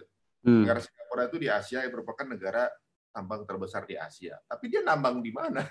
Nambangnya di Indonesia gitu. Jadi perusahaan negara dengan perusahaan tambang terbanyak itu nggak punya tambangnya dari Indonesia. Dan tanahnya nggak ada malah ya. Karena tambangnya, berarti kan sebenarnya mereka orang-orang yang pintar bagaimana cari peluang biar bisa manfaatkan dari sumber daya yang ada, sumber daya orang bahkan gitu kan. Sebenarnya bisnis itu masalah connecting aja sih sebenarnya Ustaz. Menghubungkan satu dengan ini, plek, kita jadi medianya itu udah jadi bisnis. Jadi sebenarnya Singapura adalah negara reseller menurut saya. Itu aja bisa hidup jadi terbesar. Apalagi kalau punya sendiri ya. Apalagi kalau punya sendiri itu lebih keren sih sebenarnya. Lebih keren ya. Oke. Baik. Kembali ke upgrade your spiritual level. Menurut Mas Ari, seberapa penting sih kita mengupgrade spiritual itu sehingga bisa mendokrak produktivitas kita? Kalau ya ini justru belajar dari Ustadz juga gitu ya. Sebenarnya justru spiritual itu jadi sesuatu yang bisa dibilang sih poin utamanya dari core-nya, dari segala yang dijalankan gitu kan. Misalnya kayak dulu waktu kalau kita punya duit, waktu zaman bujangan gitu ya, waktu kita punya duit saya maunya misalnya beli mobil, beli rumah gitu kan. Ada juga mungkin kalau kamu punya duit mau ngapain? Mau kawin gitu. Atau juga mungkin mau ngajak keluarga jalan-jalan gitu misalnya, ajak orang tua biar bisa happy gitu kan. Ada lagi ditanya, kamu punya duit mau ngapain? Saya kalau punya duit mau umroh dulu. Saya mau umroh dulu, mau haji dulu kalau punya duit. Karena ada tiga tipe Ustaz ya. Yang satu langsung ke bendaan, yang satu ke keluarga, yang satu spiritual gitu kan. Nah, kebanyakan orang milih yang kebendaan dulu, keluarga baru spiritual gitu kan. Saya baru menemukan bahwa sebenarnya polanya semestinya dibalik dari spiritual, keluarga baru kebendaan. Karena saya rasa dulu misalnya kalau saya punya pada saat punya duit gitu, kemudian beli barang yang saya sebutkan tadi, entah mobil, entah rumah gitu kan. Pada saat kita mendapatkan itu kita merasa happy, tapi suatu saat benda itu diambil maka kita merasa hampa. Sakit gitu ya. Gitu. Bukan hampa lagi mungkin, sakit itu. Sakit gitu kan gitu. Jadi pada saat kita lagi untung, yes dapat kita berasa jadi orang yang berhasil. Tapi pada saat itu semua diambil kita jadi orang yang kalah gitu langsung. Sama aja kayak gini misalnya, saya kalau punya duit buat kawin gitu. Nah, saya kalau punya duit buat kawin, pada saat udah dapat duit kemudian kawin, happy, sukses saya gitu. Tapi kan kita nggak tahu, tiba-tiba mungkin ya terjadi permasalahan keluarga berpisah gitu, gagal lagi. Tapi kalau saya punya sesuatu, ibaratnya tujuannya biar bisa cepat-cepat ke Allah. Allah itu nggak pernah ngilang dari kita, Ustaz. Betul. Jadi nggak ada opsi kedua bahwa Allah akan pergi dari kita gitu, kecuali kita yang pergi. Jadi menurut saya kalau kita diawali dengan dari Allah dulu, kemudian berikutnya ke keluarga dan kemudian ke kebendaan kita, insya Allah selama target kita bukan sesuatu yang target kita ke Allah gitu ya. Kalau target kita ke orang atau ke bendaan atau sesuatu yang bisa kita lihat, maka sesuatu itu akan hilang kapan saja pada saat Allah ambil gitu. Udah nggak jadi target lagi. Wah, luar biasa nih. Mudah-mudahan Mas Ari dan keluarga dijaga terus sama Allah, kita juga semuanya dijaga terus sama Allah. Berarti teman-teman sekalian dibalik ya. Jadi dibalik, bukan benda, keluarga baru Allah atau spiritual, tapi justru sebaliknya, ke Allah dulu, baru keluarga, baru benda. Dan kita kalau misalkan kita nyari duit kan yang kita pikirkan kayak ganti handphone deh, ganti kendaraan deh gitu kan dan sebagainya. Sekarang berubah, kita rubah sekarang. Berarti kita bagaimana meningkatkan dulu spiritual kita di sisi Allah Subhanahu wa taala dengan apa yang kita punya. Baru Allah mudahkan turunannya. Allah mudahkan keluarganya, Allah mudahkan juga secara kebendaannya. Tadi Mas Ari luar biasa ya, hijrahnya Mas Ari itu adalah cara Allah untuk mempersiapkan Mas Ari memasuki masa pandemi. Betul ya, gitu ya? Insya Allah mudah-mudahan Ustadz ya. Masya Allah. Bukan berarti kita bara pandemi jalan terus ya. Oke Mas Ari. Nah, Mas Ari dan teman-teman sekalian, makasih Mas Ari semuanya dan teman-teman sekalian. Sedikit dari saya mungkin karena waktu juga yang terbatas, Mas Ari juga mungkin mau istirahat karena baru sembuh juga. Mohon doanya ini Mas Ari cepat fit ya, insya Allah. Dan mudah-mudahan cepat juga bisa move on dari bully-buliannya ya. Jadi ketika saya ngomongin Mas Ari, komentarnya apa coba teman-teman? Tad beneran ngundang saya gitu. Emang kenapa? Emang antum siap dibully kayak saya gitu kan? Itu saya juga unik Ustaz, karena saya tuh nggak pernah ngepost apapun di Twitter gitu. Dan itu adalah chat saya dengan Ustaz Imam Samsi. Jadi ketika ada berita bahwa saya nge-tweet kemudian dihapus, itu purely fitnah. Dan saya juga nggak perlu klarifikasi sih sebenarnya, biarin aja lah nggak apa-apa. Iya. Nah, tapi itu malah saya ngerasa bahwa alhamdulillah gara-gara momen itu saya jadi punya kesempatan untuk menjelaskan mengenai Islam di channelnya Daniel. Jadi mungkin ditolong supaya nggak ada kejadian ini gitu kan. Gara-gara banget. Cakep. Padahal kalau sengaja susah banget ya. Kalau sengaja kita saya mau jelasin ini nggak ada yang dengerin perasaan. Nggak ada yang mau. Caranya mungkin seperti itu kali ya, Allah keren banget. Betul. Itulah maunya Allah, itulah inginnya Allah. Kita tinggal ngikutin aja dan mudah-mudahan kita bisa naik level. Nah, tinggal teman-teman sekalian, sedikit Mas Ari ya izin, bagaimana kita menaikkan level spiritual kita teman-teman sekalian. Jadi saya melihat bahwa Allah sudah memberikan kita gambaran seperti apa sih level spiritual seseorang di mata Allah Subhanahu wa taala. Gitu. Yang pertama itu adalah orang-orang yang kafir, orang-orang yang ingkar. Jadi kalau tadi Mas Ari bilang terkait dengan kenikmatan gitu kan, tiba-tiba pandemi, tiba-tiba ada orang yang mengingkari, aduh ini Allah kok nggak adil banget ya gitu kan, Tuhan nggak adil banget kok tiba-tiba begini dan begitu dan seterusnya. Itu level yang ingkar teman-teman sekalian. Dan orang yang mengingkari berarti dia tidak akan ditambah oleh Allah. Kan ayatnya, lain syakartum la azidannakum wa la in kafartum inna adzabi lasyadid. Hati-hati. Gitu. Yang kedua adalah level yang pura-pura. Dia lebih parah daripada yang ingkar sebenarnya. Orang yang pura-pura itu kan kalau dalam bahasa agama disebutnya orang-orang yang munafik. Gitu. Dan level spiritual munafik itu sudah pasti kata Allah, innallaha jami'. Allah akan mengumpulkan. Siapa yang Allah kumpulkan? Munafik dan kafir fi nari jahannam. Di dalam neraka jahannam. Gitu. Jadi munafik dulu disebut, baru kafir. Jadi kalau kata para ulama, kemarin ketika kajian bersama Ustadz Umar Mita itu, jadi para ulama itu membagi neraka itu 3. Paling atas diisi oleh orang beriman yang bermaksiat. Ketika sudah maksiatnya selesai, diampuni oleh Allah, diangkat dari neraka. Yang kedua, level kedua itu adalah orang-orang kafir. Dan level paling bawah kata para ulama, itu diisi oleh orang-orang yang munafik. Pura-pura. Nah, maka kalau kita sholat juga begitu. Kita kerja juga begitu. Kalau kita pura-pura, hati-hati. Nggak akan perform. Gitu. Nggak akan bernilai sesuatu di sisi Allah, juga di sisi manusia. Gitu. Pertanyaannya teman-teman, pernah nggak sih kita merasa senyumnya pura-pura kepada pasangan kita? Pernah melihat senyum yang pura-pura ketika kita masuk ke supermarket? Gitu. Kenapa? Itu senyumnya yang pura-pura. Gitu kan. Nggak mau senyum sebenarnya gitu kan. Tapi dipaksa senyum gitu kan. Itu kan senyum yang pura-pura gitu kan. Hati-hati gitu kan.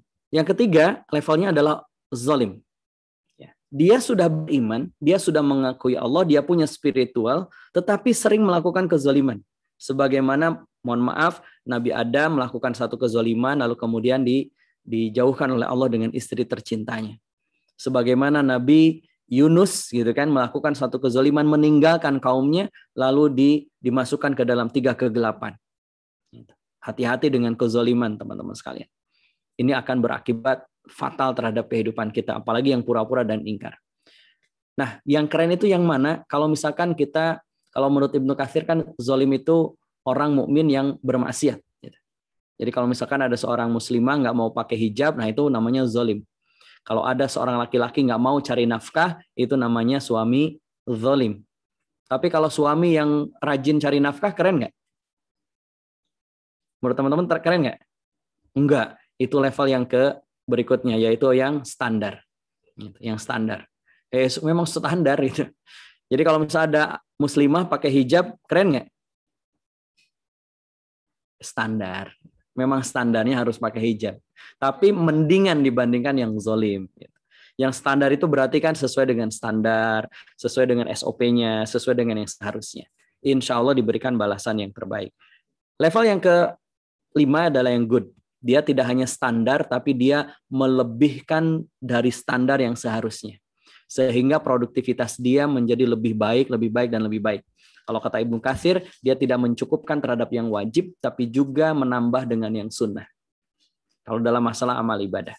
Nah, dalam kerja juga begitu. Ada orang yang zalim, masuk kerja jam 8, harusnya jam 8:05 baru datang. Nah, itu karyawan zalim. Kalau standar ya jam 8 masuk, jam 8 datang. Tapi yang good, dia sebelum jam 8 sudah datang. Sehingga apa? Sehingga banyak hal yang bisa dilakukan. Dan yang paling keren adalah yang great. Gitu ya. Di atasnya yang good adalah yang great. Ketika apa? Ketika dia bisa istiqomah dalam mempertahankan kebaikan-kebaikannya. Nah, seperti apa Allah memberikan kepada kita, berapa banyak Allah memberikan kepada kita kebaikan-kebaikannya dunia dan akhirat, seperti apa Allah memberikannya kepada kita, maka tergantung dari level spiritual kita yang kita persembahkan kepada Allah.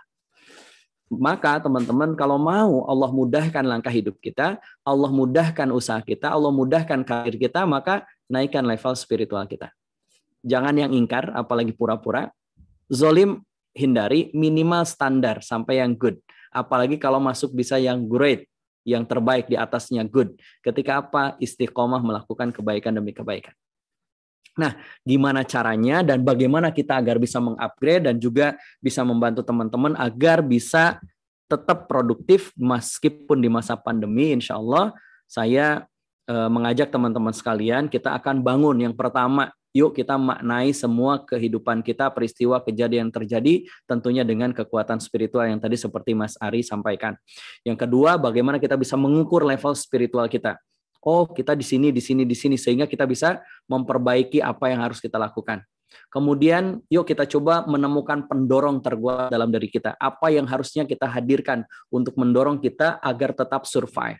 Kemudian, bagaimana kita merencanakan visi hidup terbaik kita. Merancang masa depan kita.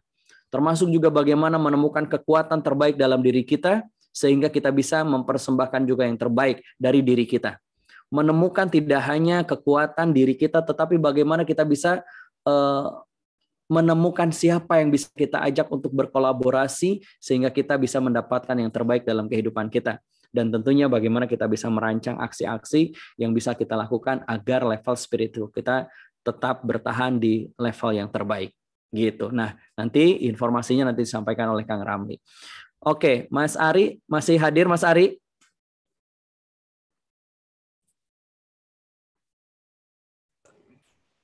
Oke, nih Mas Ari terakhir nih dari saya Mas Ari. Kira-kira nih buat teman-teman pesan-pesannya nih menghadapi pandemi ini apa saja nih dari Mas Ari? Wah, pesannya saya mau nunggu pesan Ustadz malah nih. Pesan saya nanti pakai GoFood ya. Paling begini Ustadz ya, ibaratnya sekarang ini ya seperti yang cerita sebelumnya bahwa kita jangan pernah berhenti berikhtiar ya. Kan ibaratnya dari kisah-kisah juga bagaimana Siti Hajar mencari air Zam-Zam bolak-balik 7 kali, ternyata air Zam-Zamnya ada di kakinya Nabi Ismail gitu kan. Jadi itu startup ibunya Nabi aja berusaha gitu. Kita bukan Betul, siapa-siapa betul. gitu. Kita bukan siapa-siapa kok diem aja gitu kan. Kalau kita umroh, yang wajib itu Safa Marwahnya, jalan-jalannya itu, nyarinya itu. Iya, Minum iya. air Zam-Zamnya cuma sunnah. Jadi Hmm. ibaratnya ya wajibnya itu berarti ikhtiarnya gitu, karena ya mengenai dapat gol atau enggaknya tinggal terserah Allah. Jadi mudah-mudahan teman-teman semua bisa melihat banyak sekali ya kisah-kisah yang sebenarnya sebuah inspirasi pelajaran buat kita gitu, kayak bagaimana Rasulullah mendapatkan intimidasi di Mekah, kemudian beliau pindah hijrah ke Madinah. Berarti kan sebenarnya kalau beliau merasa dirinya, saya nabinya Allah nih, ayo kita depan-depan gitu kan. Dia nabi aja bersiasa dan memiliki usaha dulu bagaimana membuktikan diri, membangun dari awal, Madinah dibangun dari awal, kemudian secara ekonomi, secara struktur organisasi segala dikompakkan, kemudian baru merasa pantas di mata Allah untuk bisa menaklukkan Mekah. Jadi sebenarnya kita ini cuma diminta untuk kita kasih alasan aja ke Allah. Kita kasih alasan untuk pantas kita dapat rezeki itu. Kita kasih alasan ke Allah untuk pantas kita dapat keluarga yang sakinah. Kita kasih alasan sama Allah, kita pantas untuk menjadi pemimpin peradaban. Ya, pokoknya berikhtiar teman-teman semuanya. Janji Allah itu pasti ya. Jadi ibaratnya Allah ini maha kuasa, mampu melakukan apa saja. Nggak ada satupun yang nggak akan dilakukan, tapi ada satu hal yang tidak akan dilakukan insya Allah, yaitu mengingkari janjinya. Insya Allah mudah-mudahan kita semua yang berada di dalam janji terbaik yang Allah sudah kirimkan untuk yang terpilih. Amin. Umat mukmin. Amin ya rabbal alamin. Amin. Masya Allah. Oke, baik. Makasih Mas Ari. Yuk kita beri alasan terbaik di hadapan Allah. Kalaulah Allah nanti memanggil kita, menyapa kita, lalu bertanya kepada kita, wahai Fulan, wahai Asep, wahai Ari, apa yang telah engkau lakukan selama di dunia sehingga aku pantas memasukkan dirimu ke dalam syurgaku. Maka mudah-mudahan apa yang kita lakukan dengan ikhtiar terbaik tadi kita bisa sampaikan di hadapan Allah sebagai alasan sehingga Allah memberikan yang terbaik untuk kita semuanya. Terima kasih Mas Ari dan teman-teman sekalian. Masya Allah, makasih Mas Ari, makasih banget. Mudah-mudahan jangan kapok diundang lagi di forum kita di Art of Dakwah. Setuju ya teman-teman? Kasih jempolnya dong kalau setuju. Setuju. Oke, baik. Terima kasih Mas Ari. Makasih Mas Ari, dan selanjutnya saya serahkan lagi kepada Kang Ramli. Terima kasih. Assalamualaikum warahmatullahi wabarakatuh. Waalaikumsalam warahmatullahi wabarakatuh. Waalaikumsalam warahmatullahi wabarakatuh. Jangan dulu beranjak teman-teman yang berbahagia ya, karena ada beberapa hal yang bisa jadi ini menjadi informasi teman untuk teman-teman, informasi penting untuk Anda semuanya. Oke, terima kasih Kang Asep dan juga Mas Ari. Mudah-mudahan Allah balas dengan pahala yang berlipat ganda. Mudah-mudahan apa yang menjadi hari ini dibagikan, hari ini di-sharing, mudah-mudahan bisa menjadi kebaikan untuk kita semuanya.